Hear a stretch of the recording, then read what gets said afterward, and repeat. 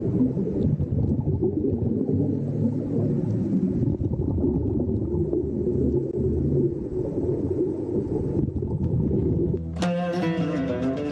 y a ce patrimoine qui est sous la mer. Ce patrimoine immergé, subaquatique, a un sens très important. Il révèle l'histoire de notre pays. Il est là pour raconter cette histoire de ces navires qui ont échoué, qui avaient un rôle économique, historique, très important pour notre histoire. Témoin de notre mémoire et de notre histoire depuis des millénaires, le patrimoine subaquatique algérien a son musée, un lieu unique qui raconte entre autres toute la puissance et l'épopée de la défense algérienne. Le musée, il est en charge de raconter cette histoire à travers des objets, qu'ils aient appartenu à la côte, à la partie visible.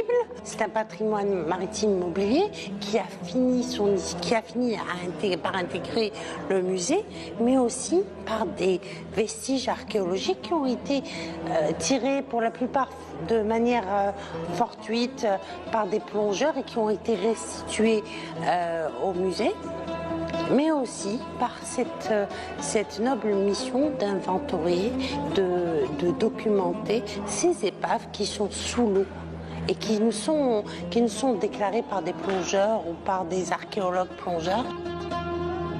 Et ce jour-là, justement, le Musée public national maritime accueillait une journée d'études consacrée à l'expertise, la documentation et la constitution de l'inventaire des acquisitions muséales. L'identification se fait bien sûr par des spécialistes, des archéologues ou des conservateurs ou des conservateurs en chef. Nous, quand on reçoit une pièce archéologique, je parle du patrimoine archéologique, automatiquement on a des paramètres. Des fois c'est l'objet qui vous conduit vers son identification parce qu'il détient comme renseignement les mesures, le diamètre et tout, parce qu'il y a des paramètres bien précis. Pour ce qui concerne par exemple la céramique aussi, il y a des paramètres, le décor, s'il y a une inscription, et on a aussi le côté de conservation, le côté conservation de l'objet, la matière aussi. Le musée a formé son équipe de plongeurs, a travaillé dessus et a produit énormément de documentation et d'ailleurs qui sont exposées au musée, qui racontent l'histoire de certaines épaves. On connaît l'histoire des 23 canons de l'Hamdania. On a appris à connaître, grâce au travail du musée, l'histoire de l'épave qui transportait des meules en pierre.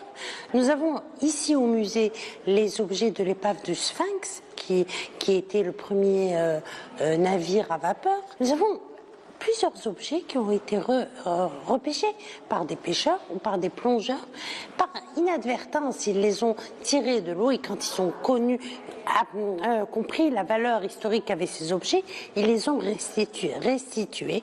Et aujourd'hui, ils sont exposés, ils racontent leur petite histoire. Informer, former et documenter sont parmi les priorités du Musée public national maritime pour la protection et la conservation du patrimoine subaquatique algérien.